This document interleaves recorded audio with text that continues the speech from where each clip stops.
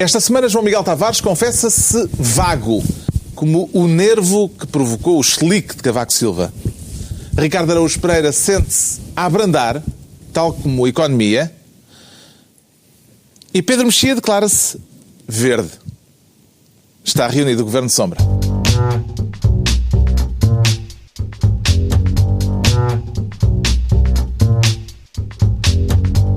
Ora viva, sejam bem-vindos. Depois de um 10 de junho cheio de simbolismo e com a pátria agora simbolicamente entregue às chuteiras da Seleção Nacional no Mundial de Futebol, vamos falar disso mais adiante neste Governo de Sombra em que o Ricardo Araújo Pereira quer ser Ministro do Mercado. Por causa da oferta ou da procura, Ricardo Araújo Pereira? Acho que é por causa da procura. Estive a pensar bem. E tem a ver com esta razia de despedimentos nos jornais. Está a referir-se ao anúncio do despedimento de 140 trabalhadores na Control Invest. 140, mais 160, 20, 140 mais 20, foram despedidos em despedimento coletivo e 20 vão ser convidados que são convidados a sair. Certo. Sim, é do isso. seu próprio pé e em fila ordeira. É isso, nós exato, em fila ordeira. Pergunta imparcial. Sim. Nós temos ouvido que as pessoas estão pior, mas o país está melhor. E eu tenho a secreta esperança de que este seja mais um caso em que, por exemplo, os jornalistas estão pior, mas o jornalismo vai ficar melhor. Tenho a esperança que isso aconteça. Embora a sensação que me dá seja que normalmente nós ouvimos até pessoas que justificam os despedimentos e tal com a necessidade de proceder a esses despedimentos, porque se trata de profissionais que são maus, ou têm dificuldade em adaptar-se, ou não têm iniciativa. O Conselho de Administração da Control Invest diz que às vezes é preciso provocar alguma dor. Pois, exato. Há aí uma sugestão de sadismo contra a qual eu não tenho nada na vida íntima, mas que na vida profissional, sinceramente... Desde que seja aceito depois dos pais. Sim, desde que seja consensual, claro. E haja até o chamado mútuo consentimento entre adultos. Neste caso não é muito e haja consensual. se calhar até uma palavra passe para quando as coisas ultrapassam... Uma palavra de segurança. Sim, uma palavra de segurança, quando as coisas passam um certo limite. Infelizmente no trabalho não há, estes trabalhadores vão mesmo para a rua, mas o que eu estava a dizer era... normalmente diz-se que os despedimentos são inevitáveis, que é a crise, que é o mundo moderno, que os trabalhadores, uns são maus, outros têm dificuldade em adaptar-se. Ora, quando nós vemos que entre esses trabalhadores estão João Paulo Baltazar, Eurito Barros, Nuno Galopim, só para falar de alguns dos quais cujo trabalho eu conheço melhor, a gente percebe que não há aqui nenhum deles. O problema não é a qualidade nem nada disso, é uma questão de olhar para uma folha de Excel e dizer isto do jornalismo é muito caro. O senhor é caro. E é isso. E isso tem um lado perigoso. A sensação que dá é que se o Daily Planet fosse em Portugal hoje, o próprio Clark Kent seria despedido. Quer dizer, não havia... Clark, chega aqui ao gabinete. Rua. Não, esse é só um super-homem. Não interessa. Apareceu aqui no Excel que você ganha... Vai ganhar acima das nossas possibilidades. Ganha 150 euros a mais. E, portanto, muito boa tarde. É isto. Que significado é que atribui a este caso, João Miguel Tavares?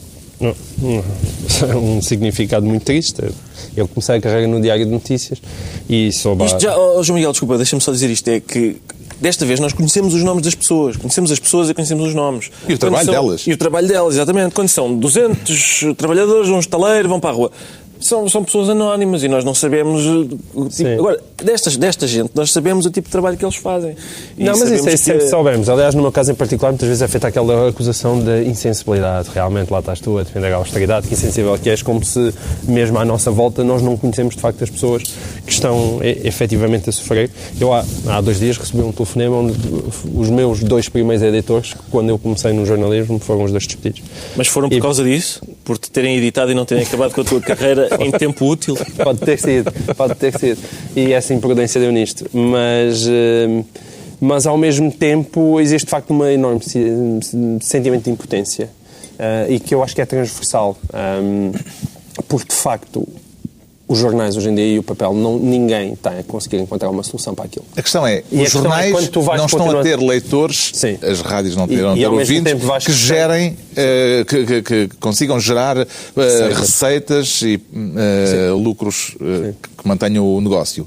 Por outro lado, corta-se e, portanto, o produto vai sendo cada vez pior. Exato. E por isso nós já assistimos, nestes casos, especialmente a Control Invest, também para quem não sabe, é detentora da TSF, onde nós também temos, onde este programa nasceu. Aconteceu há 4 anos, penso eu, um primeiro despedimento coletivo, agora aconteceu outro despedimento coletivo e, evidentemente, se as coisas não mudarem, daqui a 4 anos vai acontecer mais um despedimento coletivo ou simplesmente o papel acaba e os jornais encerram.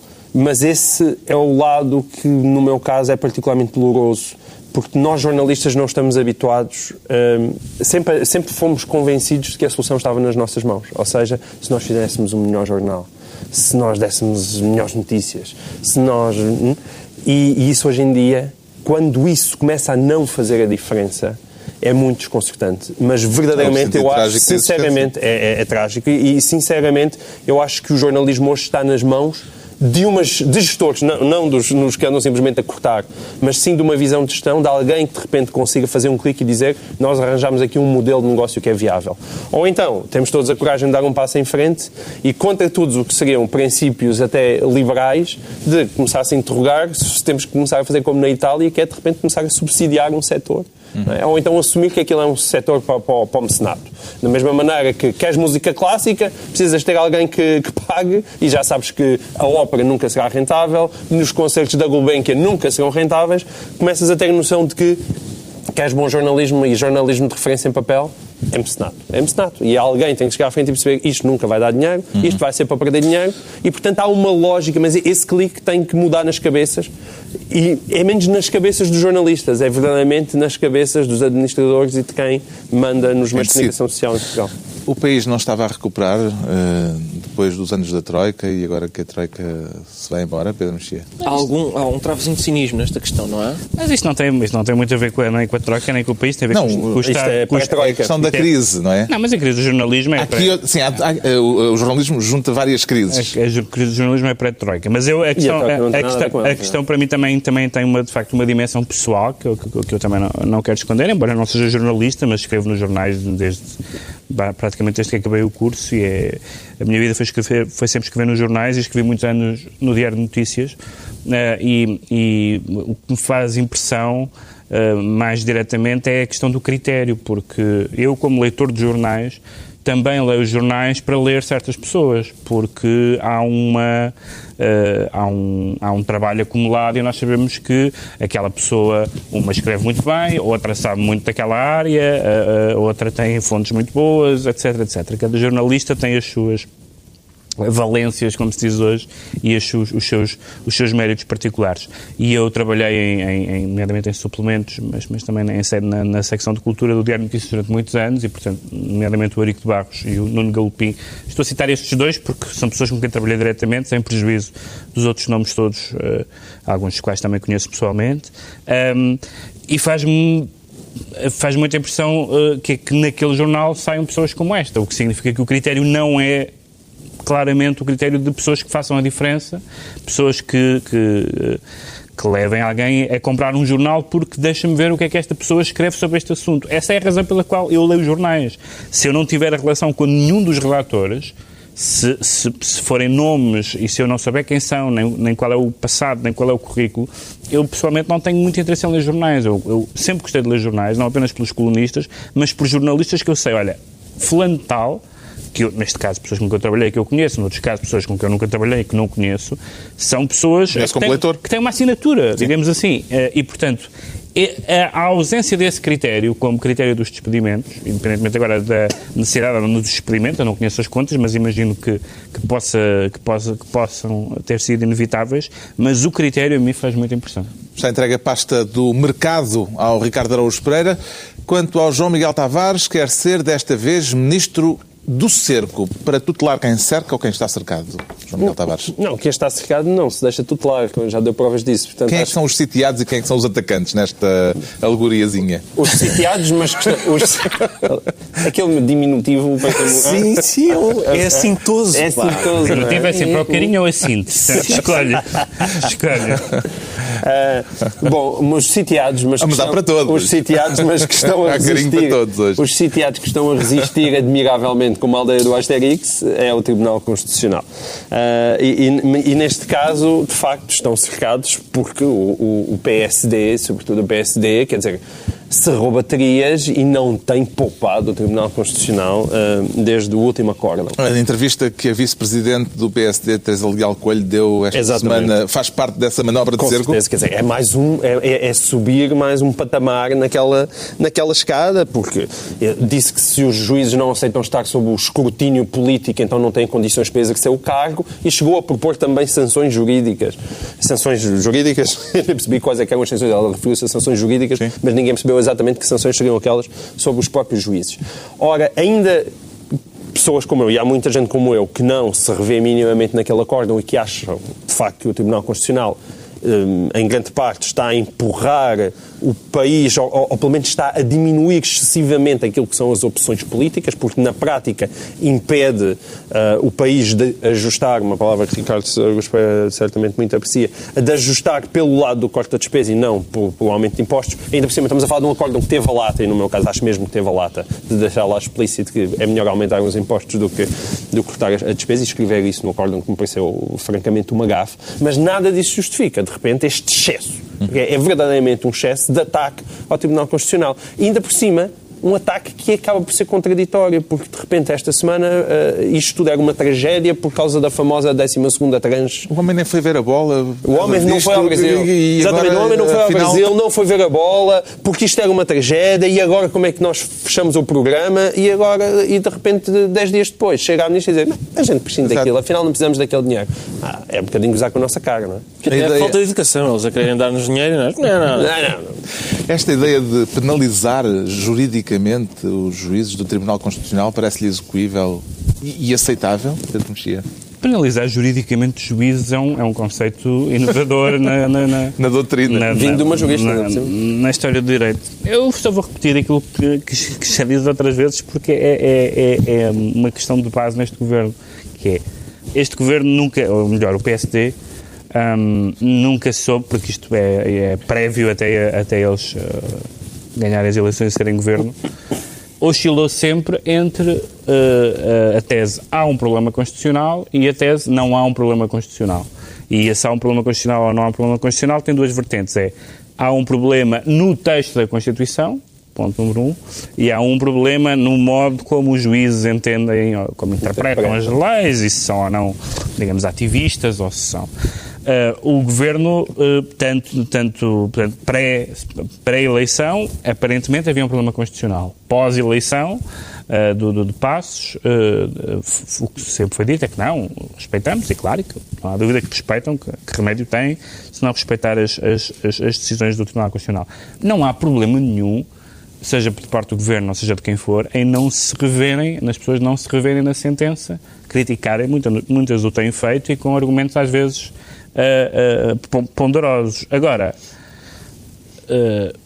tudo o que passe da discordância para a retaliação ou para aquela coisa de que, bom, temos que escolher os juízes. Essa conversa do temos que escolher os juízes, que é uma conversa interessante, temos que escolher os juízes com cuidado. É uma conversa teoricamente interessante porque diz, bom, ok, então o tribunal é um tribunal ativista e, portanto, nós vamos escolher, um pouco como acontece nos Estados Unidos, vamos escolher juízes da nossa área, etc. Só que, ao contrário das críticas que se faz ao Tribunal Constitucional, e se nós formos ver até nos 8 chumbos, nomeadamente dos juízes nomeados pela direita, por assim dizer, os juízes nomeados pela direita não estão univocamente ou não estão constantemente, tirando o juiz Pedro Machete, todos os outros juízes, em algum momento, votaram pela inconstitucionalidade de normas governamentais. A entrevista da Teresa Leal Coelho, nesse aspecto, então, era particularmente ridícula, porque ela dizia, realmente, nós conversámos com aquelas pessoas antes, mas elas disseram-nos uma coisa e agora estão a fazer outra. Quer dizer, por amor de Deus. Quem é que está a levar a melhor neste braço de ferro, Ricardo Araújo Pereira? Eu acho que são os juízes, porque porque o Pedro Passos Coelho tem de deixar de ser piegas e começar a legislar fora da sua zona de conforto. Sempre cortes. Vamos começar a legislar fora da nossa zona de conforto. E... Tem sugestões para isso? Não, eu não tenho.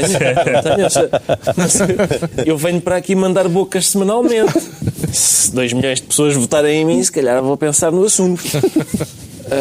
Mas eu lembro-me que ele tinha ideias sobre o assunto. Ele até as exprimiu na campanha eleitoral. A esta distância são bastante divertidas. Mudaram um bocadinho. Mudaram ligeiramente, sim. Tudo muda, não é? Mudam-se os tempos. Muda no espaço de 10 dias, já tiveram para aí 7 opiniões. O João Miguel Tavares fica então ministro do Cerco. O Pedro Mexia quer ser ministro da família. Da família em geral ou de alguma família em particular? Não, uma família em particular, que é a família Le Pen. Não é Soares, portanto. Não é a família Soares, que também é conhecida como Le Pen Club.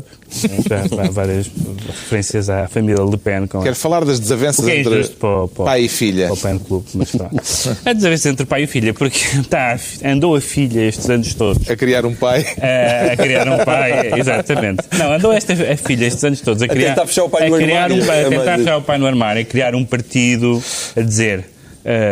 bom, não se fazem piadas sobre judeus, está bem? Pronto.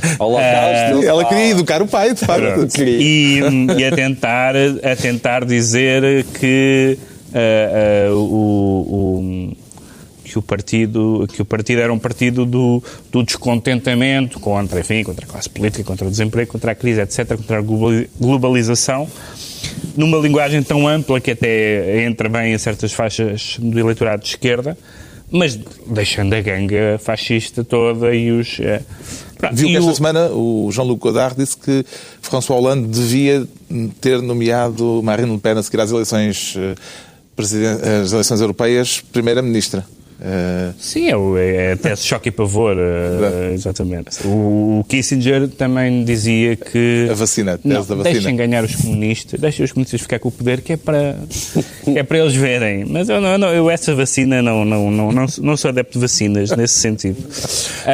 Mas o Jean-Marie Le Pen escreveu num blog que estava alojado lá no site da Frente Nacional, respondendo a várias figuras públicas que criticaram a Frente Nacional, alguns dos quais eram judeus, que da próxima vez faremos uma fornada com eles. Lembro-me que um dos candidatos, que acho que foi eleito, pelo menos o cabeça de lista de um partido neonazi alemão, agora nas eleições europeias, a foto de campanha era ele numa motorizada com o slogan "Dá-lhes gás". E, portanto, esta estratégia aqui em Barreiros de fazer piadas com fornos e gás e depois dizer, não, mas estão-me a interpretar mal, isto não, nunca pensei... Com todo o respeito por Kim Barreiros, por todo o respeito por Kim Barreiros, que é um artista da palavra. E depois fazerem-se de choninhas e dizer, não, mas eu nem sabia que ele disse, eu nem sabia que eles eram judeus. E a Marine Le Pen veio criticar, veio dizer que... Retiraram o blog, veio condenar totalmente o antissemitismo e ele virou-se contra a filha, dizendo que, enfim, que no fundo este partido já é um partido mole e que já se deu ao pensamento único e que come de faca e garfo, em vez de ter com as mãos, enfim, é uma decadência profunda e é extraordinário que nós tenhamos um conflito que nos faz ter simpatia por Marine Le Pen. Poderá dizer-se, paradoxalmente, Ricardo Araújo Pereira, que Jean-Marie Le Pen, o pai, tem estado a prestar um bom serviço à causa antifascista? Por estar a minar porque, no fundo, ele é hoje o maior inimigo da estratégia política da Frente Nacional. Pois é, isso por um lado. Por outro, pelos vistos, a Marine é a esquerdista da família, não é? E isso é um problema, atenção. Sim, eu tenho dúvidas que isso possa prejudicar muito a Marine. É porque a Marine, ao mesmo tempo, aparece como mais moderada em contraponto com o pai. E é ela que manda, supostamente, no partido. Mas isto até pode ser uma estratégia altamente perversa e arquitetada no sentido de a tornar... Não é. Era fascinante como uma obra de Marte. Mas vamos lá ver. Eles nunca se cramaram. Não vamos exagerar. Também, quer dizer, trata-se de... é uma evolução, certo, mas o Le Pen é o Australopithecus e a Marine é um Pitecantropus. Não avança, não chega a Neandertalensis. Não chega. Nem sequer a Cro-Magnon, acho Ainda não eu. chegam das árvores. Julgo que não. Portanto, não vamos ter calma com a evolução. Mas, de facto, eu acho sempre divertido ver fascistas à pancada. Sério, é uma daquelas coisas... Não percebo lutas de galos e isso não percebo. Agora, se me organizarem um ringue e me garantem, olha, são 2 fascistas e eles vão andar à bolha. Mas é engraçado. Não é fácil tu classificares como fascista a Marine. Foi um caso claro, é como se fosse como se ela levasse para uma festa um familiar com síndrome de Tourette. Exato, é o clássico do avô que vai dizer: a comida está salgada. Estou, avô, não está nada. Não. Como é que vê esta desavença familiar, João Miguel Tavares? Eu sou a favor de todas as saídas do armário. E neste caso até pode haver aquela tentação de querer, já que é Jean-Marie Le Pen, que ele fique mesmo no armário, fechem a chave e a atirem para o mar. É o clássico, o paizinho já não pode conduzir, dê cá a carta, é isso. Mas neste caso, como estava o Ricardo a dizer, é uma forma de testar as convicções da própria Marine Le Pen. Tenho dúvidas que isto possa ser assim tão prejudicial, mas vamos ver. O Ministério da Família fica então a cargo do Pedro Mexia. Daqui a pouco as perspectivas portuguesas para o Mundial de Futebol, com estreia da seleção já esta segunda-feira, frente à Alemanha. Por agora, o João Miguel Tavares declara-se vago. A palavra é vaga, pode querer dizer que... Outra vez, não é? Sempre a picar. Sempre. Não, mas é verdade, não é? A palavra é vaga, mas pode querer dizer que não quer ser muito preciso, ou pode querer dizer eu sou sempre super preciso. Que não está ocupado, está vago. Não, isso é o Pedro Mexia. Disponível, portanto. Não. Eu acho que sou o único que ainda não foi alvo de assinto, ou não? Já foste alvo de assinto? Pelo moderador do programa? Isto é assintoso. Estou a ser vítima de e aqui a alegoriazinha há bocado. Sim, isso é terrível. Mas é constante, isso é bastante evidente. Eu sou o perseguido do vento. Não, mas isto aqui é vago de vagal, de reação vagal, que supostamente foi aquela coisa... Isso é o passo seguinte, é o capítulo seguinte no livro na Enciclopédia Pública da Saúde, depois da tendinose. Exato. Tendinose na semana passada, agora esta semana muito é reação vagal. Muito abaixo, em termos de preocupação dos portugueses, muito abaixo da tendinose. Muito abaixo da tendinose. A questão é então do foro clínico. Exato, é por causa, a reação vagal é provocada pelo nervo vago. E eu não quero estar aqui a brincar com o chilique do Sr. Presidente da República. Quero antes brincar com outra coisa, porque ele começou... Está a usar a palavra chilique quando tem o selo. Chilique? Eu vou ter de falar sobre isto. Então e se disser fanico? É aceitável? Pois é, essa é uma. Fanico pode ser? O senhor teve uma perda de sentido, isso não é um assunto. Não teve sequer uma perda de sentido. Ó Pedro, se Nosso Senhor não quisesse que a gente fizesse... Como? Desculpa. Qual é essa linha de argumentação? Aqui agora uma argumentação teológica. Presta atenção. Pastor Ricardo. Sim. Se Nosso Senhor não quisesse que a gente fizesse pouco do que aconteceu ao Cavaco, não nos tinha dado palavras para o descrever como fanico, badagaio, chilique, macacoa, sulipampa. Isso é tudo engraçadíssimo, pá. Desculpa, não podes contrariar a semântica. Foi dito, não lhe aconteceu nada, ele já estava fresquinho. Macaco é bom. Passado 20 minutos já estava ótimo. Por amor, estava ótimo, mas não disse uma palavra sobre o que lhe aconteceu. Pois não, isso foi retomou o discurso no ponto em que estava. Exato, parece aquelas quebras de memória que quando se vê não se lembra nada do que aconteceu nos últimos 30 minutos. Bom, mas enfim, não é para falar da saúde. Mas isso é relevante. Isso que tu disseste agora é relevante de um ponto de vista que não tem nada a ver com a macacoa, que é esta declaração de retomar sem se lembrar do que se passou. Tem a ver não com o chilique, mas com o discurso. Lá está, estás a ver? É exatamente o que eu queria dizer. Exatamente. Este segue foi bem perdido. Exatamente, porque eu queria dizer é que ele começou a ter um problema com um nervo vago e depois teve um problema a seguir, no segundo discurso, com um discurso vago. Porque aí sim, parece que existe uma espécie de falta de memória que torna completamente incompreensível que o Presidente da República esteja realmente a falar a sério quando vem defender, por favor, o entendimento entre PS e PSD antes do próximo Orçamento de Estado. Que é tipo o que coincide com o Congresso. Mas tu não estavas ainda com as eleições primárias. Não estavas ainda sob o efeito fascínio da oratória de Silva Peneda? Estava, não, mas eu não, já bati o suficiente o senhor em sede própria. Não quero estar aqui a bater mais, mas poderíamos, por acaso. Teria dado para fazer um belo best-of. Mas aqui preocupa-me mais, que isto é um programa evidentemente muito mais sério, o discurso do Cavaco. Porque aquilo não faz sentido e parece que é uma espécie de prefácio para roteiros novos. Provavelmente já está a preparar roteiros novos, que há de sair no início de 2015. E, portanto, tem no sentido de dizer eu avisei na altura. É que ele não pode estar a levar a sério, estar a dizer que o PSD tem que se entender neste verão. Pode estar a dizer ao PSD, aproveitem enquanto lá está o seguro. Pois, não sempre, só se for para convocar eleições. Agora, foi incompreensível o discurso vago. Já vamos voltar a falar do discurso vago e da proposta de Cavaco Silva, mas o facto de, no 5 de outubro, a bandeira ter sido içada de pernas para o ar, agora ter acontecido o que aconteceu ao Presidente da República, o Ricardo Araújo Pereira é dado a leituras simbólicas? Sim, vamos lá ver. Não, eu não diria o simbolismo. Até porque estás com medo de Pedro Mexia, não é? Não estou nada. Não podes fazer demasiadas piadas sobre isso. Não. Sim, era o que faltava. Então, pode-se gozar com a morte. Com falecimentos tudo bem. Agora, com desfalecimentos, não faz nenhum sentido. Não gozamos com a morte. Quando é que gozamos com a morte? Tantas com a morte vezes. De pessoas em concreto? Não. Se já tiverem falecido há algum tempo. Há umas décadas. Sim. Às vezes já Sim, tem mas acontecido. Desfalecer é melhor do que falecer. Muito melhor. Eu tive a oportunidade de dizer isso em sede própria. Tu viste a mudança de popularidade dele? Quando ele entra, a primeira vez que ele se dirige ao público para discursar, nenhum aplauso. Ninguém. Da segunda vez, quando ele vem já depois da Macacoa, uma aclamação. Isso é como um jogador lesionado. Pode não estar a jogar nada, mas é aí que eu quero chegar. Significa que ainda é possível produzir empatia na direção de Cavaco Silva. Mas só à custa deste estratagemas. É aí que eu quero chegar. É o jogador lesionado. Achas que foi um momento Marinha Grande? Foi um momento Marinha Grande, infligido a si próprio. Sim. E é um momento de ilusão, que é... estou aqui a fazer um discurso e tal. Eu sei que tinha dito que a recessão parece que estava a acabar, mas parece que há aí uns dados novos, dos quais vamos falar a seguir. Dor na perna. E entra o massagista com o spray para... Pela esta interpretação. Achas que foi uma simulação? Acho que foi simulação. Simulou uma ilusão. Não era penal. E eu, se fosse lá o chefe das Forças Dava-lhe Armadas... cartão vermelho. Não, tinha levantado 10 minutos de desconto. Agora vais ler o discurso todo até ao fim. Porque... E querias que ele estivesse a pressionar a perna de Cavaco Silva? O tempo que estiveste a dormir não conta.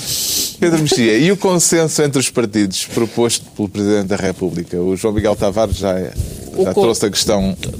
Desde o princípio que neste contexto, pelo menos, toda esta discussão sobre o consenso entre os partidos é ao mesmo tempo um tema óbvio e inútil.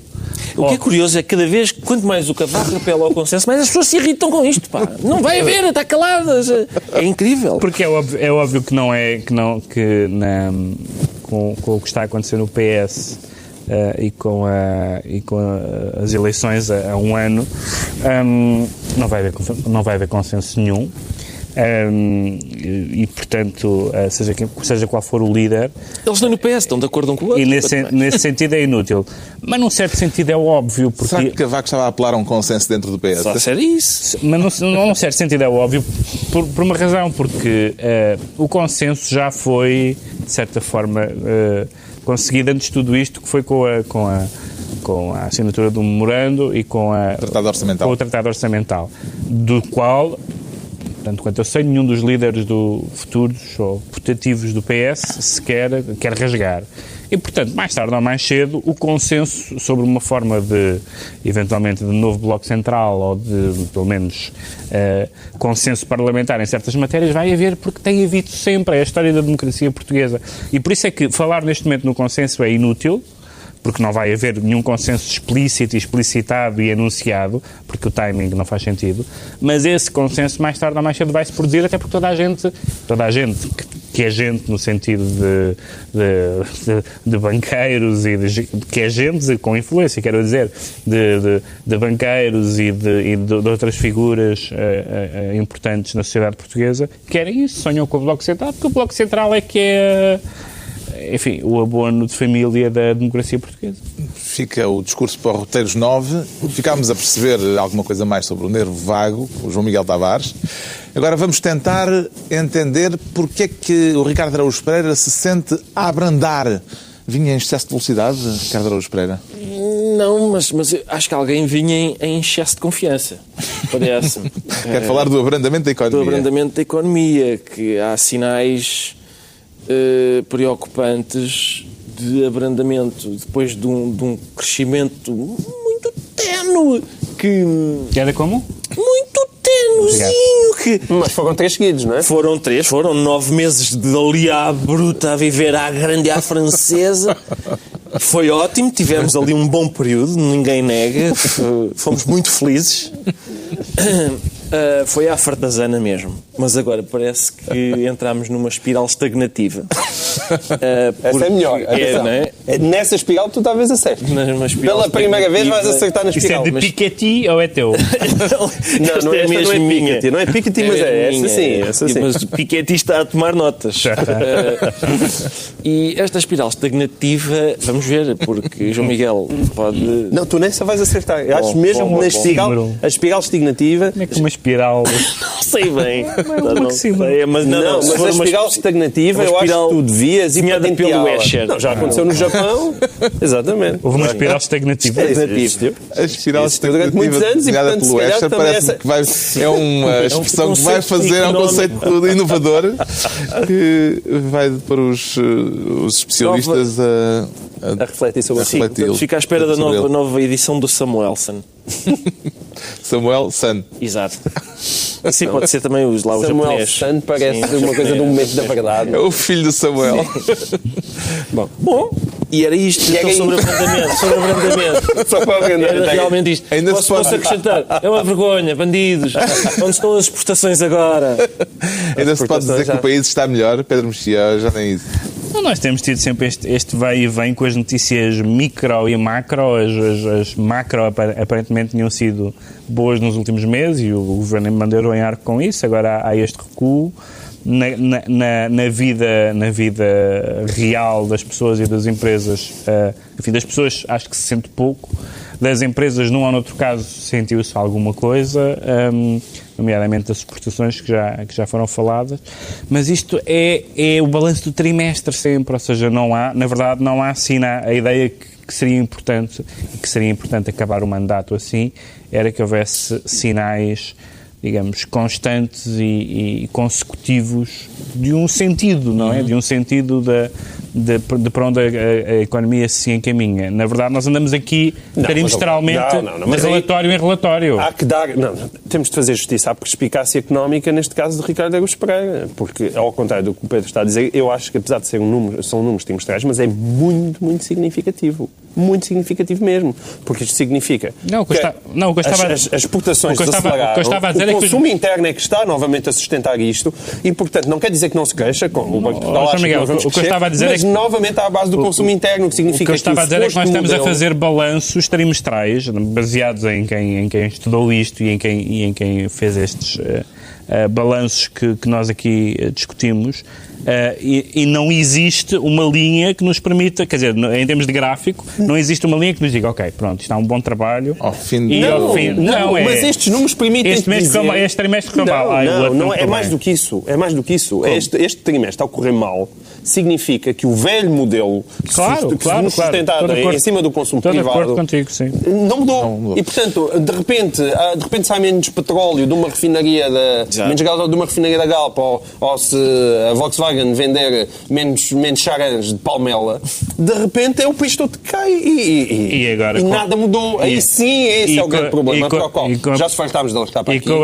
Este é um programa estático, mas e com a perspectiva do IVA, isso também não é... Sim, não é brilhante. Quer dizer, nós andamos à volta disto. Ou seja, o grande problema, o grande crime de Pedro Passos Coelho não é impor austeridade, porque a austeridade é inevitável, é impor austeridade para nada.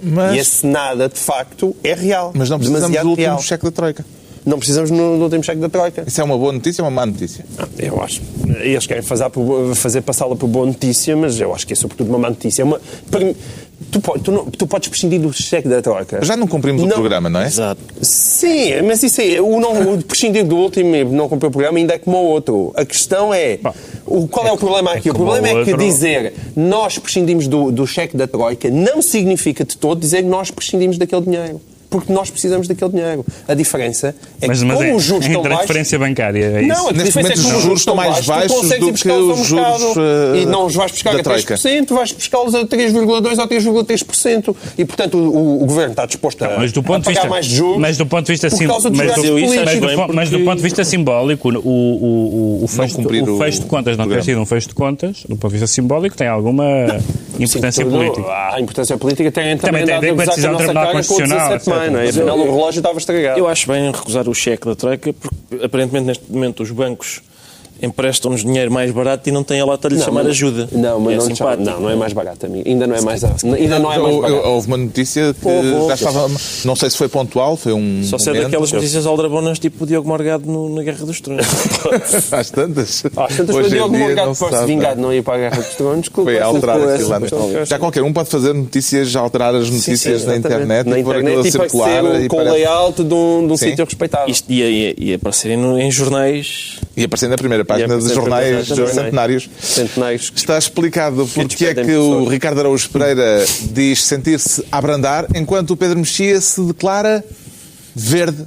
Descobriu-se agora ecologista ou sportinguista, Pedro Mexia? Não, continuo benfiquista e simpatizo com o ecologismo, num certo sentido, com o ambientalismo pelo menos. Mas com o sportinguismo não simpatiza? É o Clube de Lisboa, mas... Eu simpatizo com o Sporting. Não tenho nada mas mais... isso é a maior derrota do Sporting, é os gajos do Benfica começarem a gostar. Não antipatizo com o Sporting, mas Mas não é verde nesse sentido? Não é verde nesse sentido. É verde no sentido do Partido Verde, ou do Grupo Verde no Parlamento Europeu. Quer falar da família política de Marinho e Pinto na Europa? Sim, mas... Marinho e Pinto parece que não é suficientemente verde. Não é suficientemente verde. Não, ele mostrou-se bastante verde, sim, justamente na política, porque ele achou que ele não teve bem... Ele não teve bem... Ele queria fazer parte do Grupo Verde.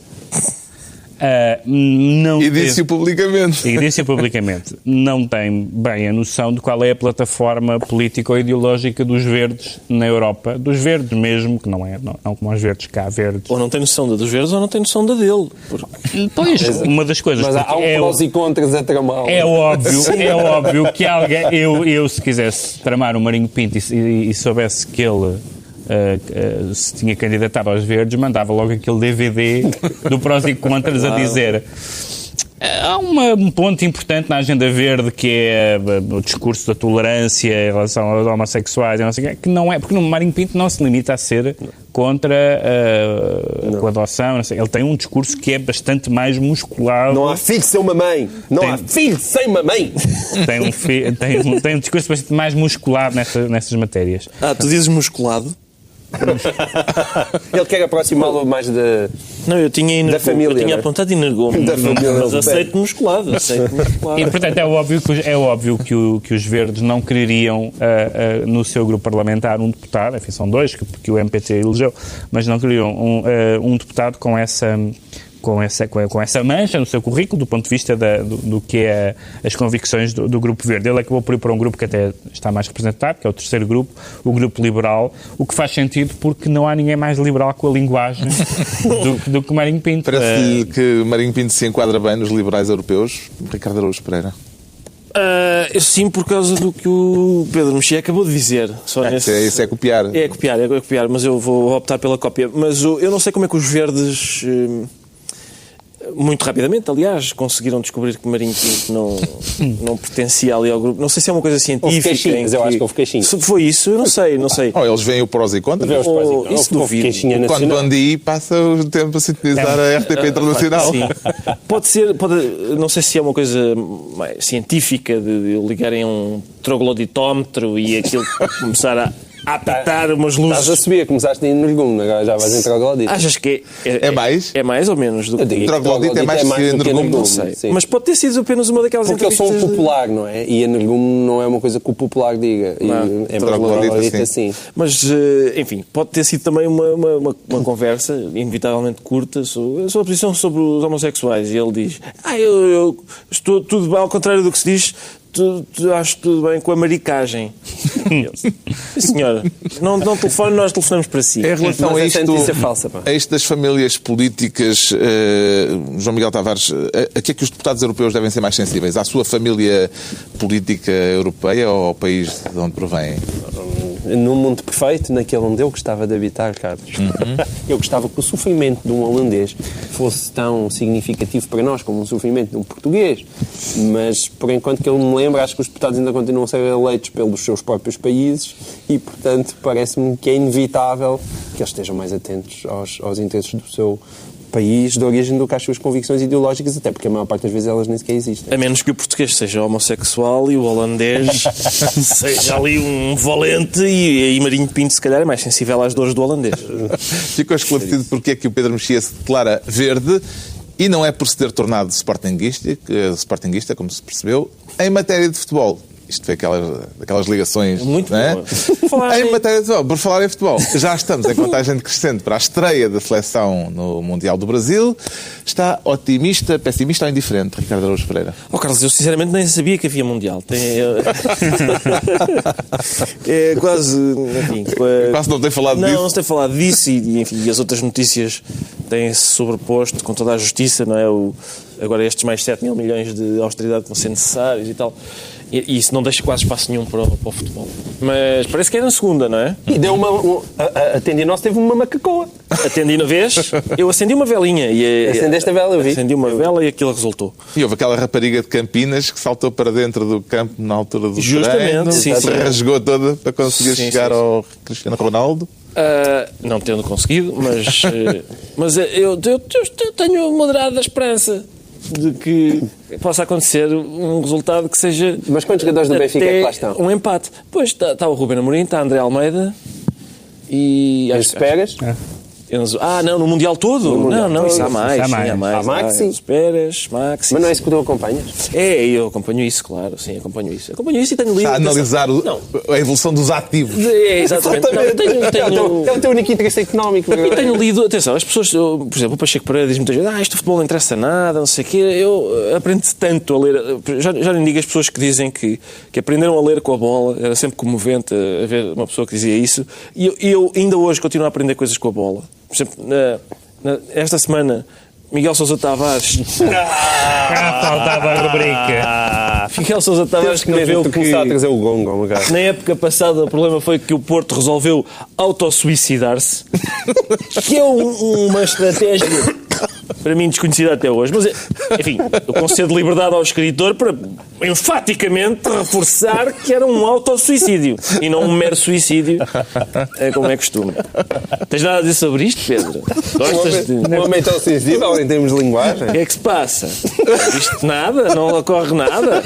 Meu menino? Não há amor como o ressentimento. Por amor de Deus. Não há amor como o Vamos ressentimento. falar de bola. A ideia era falarmos de bola, já temos pouco tempo. A vitória de Portugal sobre a Irlanda no último jogo a Feijões fez-lhe ficar mais otimista, Pedro Mexia? Eu acho que para citar dois comentadores conhecidos, o Pacheco Pereira e o Marcelo Rebelo de Sousa, é-me tão repugnante a ideia de o futebol não interessa nada, porque é um jogo de que eu gosto muito e gosto muito de ver, como a ideia de que a partir da próxima semana vou trazer cá a escola. São dois extremos e, portanto, a minha ideia é que é um campeonato do mundo, espero que Portugal chegue o mais longe possível. Não tenho nada a dizer. Logo se vê. Não tenho nada a dizer Vamos lá sobre ver, o eu fui Mundial muito de Futebol. criticado, mas esta é a minha posição. É óbvio que acompanho o Mundial com interesse, mas se Portugal não fizer uma grande figura, não me vou autossuicidar. Qual é o seu palpite? Isto vem crescendo. Eu, ao contrário deles, eu acho que quando o Mundial começa, o pessoal ainda está todo muito molinho. Primeiro é preciso ganhar ou empatar com a Alemanha e a onda vai em crescendo. Isto agora ainda está um bocadinho mortiço. Eu estou otimista, desde que a tendinose de Cristiano tenha realmente tido o chelique que nós esperamos. Estou otimista porque Cristiano gosta de Portugal, mas ainda gosta muito mais dele próprio. Ele sabe que isto é a última oportunidade para brilhar a grande altura. Portanto, se eles estiverem conseguir carregar a seleção às costas... Se eles estiverem em modo Suécia neste jogo, neste Mundial, Agora palpites que é para vos comprometer a todos. Quem é que vai ganhar o Mundial? João Miguel Tavares? Se o árbitro for sempre o japonês, é capaz de ser o Brasil. Mas vocês continuam a atacar o árbitro japonês. Aquilo é penalti. Aquilo é penalti, pá. Ele faz assim. Vou explicar quem é. Isto é uma tasca, mas é uma tasca. Este é o momento em que dizemos aquilo era penalti, pá. Ele puxa para trás. Foi preciso dar vários anos de programa até chegar a O avançado tem que ser protegido na grande área, pá. Quem é que vai ganhar o Mundial? Espetáculo, pá. Agora vou ter pá sempre. João Miguel. Não devemos fazer Quem ganha o Mundial, João Miguel? Diz tu. Eu penso, Brasil. Afinal. Brasil. Acho que é o Brasil. Olha, Afinal, o original. Decidi. Afinal, com quem? Brasil. Sei lá, eu precisava de ver como é que os grupos são cruzados. Mas eu fiz isso. Tu fizeste esse trabalho. Afinal, deu-me Alemanha-Argentina. Alemanha-Argentina? Deu-me Alemanha-Argentina na final, como em 86, mas eu cheirei-me que os alemães desta vez são capazes de ganhar. Eu não, os alemães, pelo que se vê no Bayern de Munique, os alemães não estão em grande. É? Brasil? Também vou pela casa, sim. Bom, já estamos na altura dos decretos e o Pedro Mexia decreta que se tirem os óculos. Sim, porque... Isso é para o João Miguel Tavares, não é? Já está. Os óculos 3D, porque... Então é para o Mas eu não Ricardo. vejo mesmo nada sem óculos. O 3D, de que o Ricardo foi subscritor, não uma situação especial da sua vida. Exato. Fui subscritor com igual empenho dos outros subscritores. Sim, bom, mas o movimento 3D foi um dos vários movimentos que foram criados todos ao mesmo tempo para unir a esquerda.